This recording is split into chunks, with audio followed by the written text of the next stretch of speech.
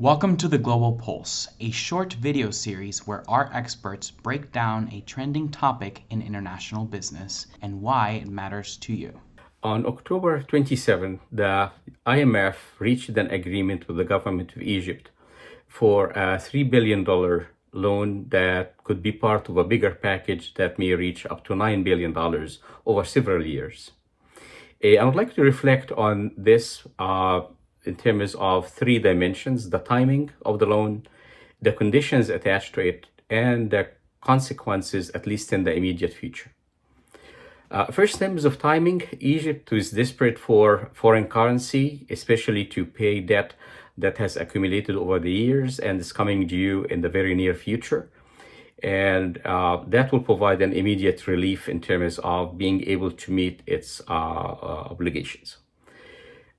In terms of the conditions attached to the loan, typically the IMF loan deals with Egypt tended to focus on removing subsidies that were part of the economy since practically World War II.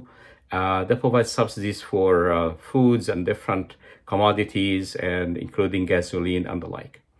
Over the years, practically most of these subsidies, if not all of it, have been removed. However, the conditions that came with this loan this time were different. One condition was to really provide a more realistic exchange rate for the Egyptian currency, the pound, provide a more liberal exchange policy for the pound. The government controls the exchange rate. It's not totally open to the free market. So that was one of the conditions. The second condition was really to open up the economy more for private firms to play a bigger role. While Egypt in the 60s, under socialist regime of Nasser, had a huge government-owned enterprises that over the years were kind of being sold out or removed from the economy in favor of more private enterprises.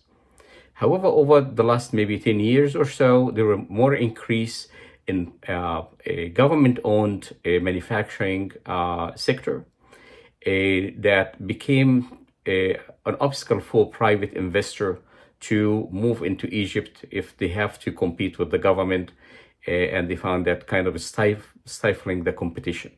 So part of the condition of the IMF is really to open the market more for private sector, and the government is kind of remove its heavy hand from investment in different sectors. The other condition that was added there was to provide some kind of social measures to relieve the average Egyptian in terms of the consequences of the immediate effect of providing a liberal exchange rate for the currency. That Egypt, as a net importer, especially for food, will see an immediate increase in food prices. So with these conditions, you can look at the consequences on the shorter term at least.